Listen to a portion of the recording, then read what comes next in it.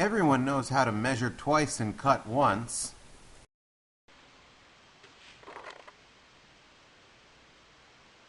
Once we learn to use stop blocks, we can measure once and cut twice. Wouldn't it be nice if we could get rid of measuring altogether?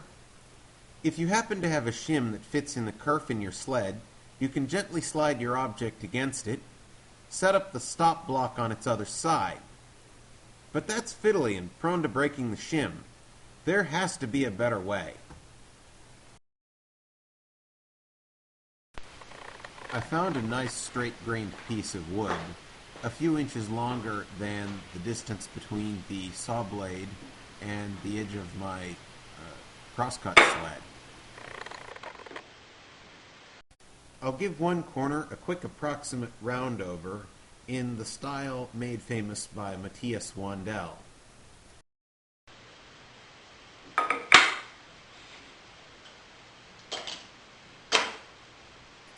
Now I'll clamp it in place, so the part I cut off will be about as long as the part that hangs over the edge of the crosscut sled.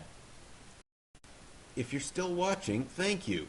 If you give the thumbs up or post my videos on social media or add your comments below, thank you even more. Apply a little glue, clamp it just so,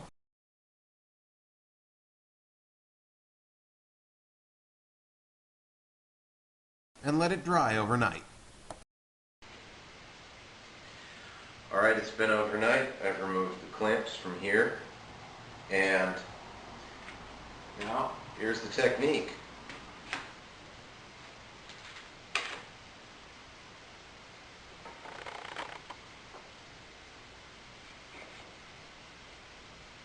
Well, it does work better if you plug it in.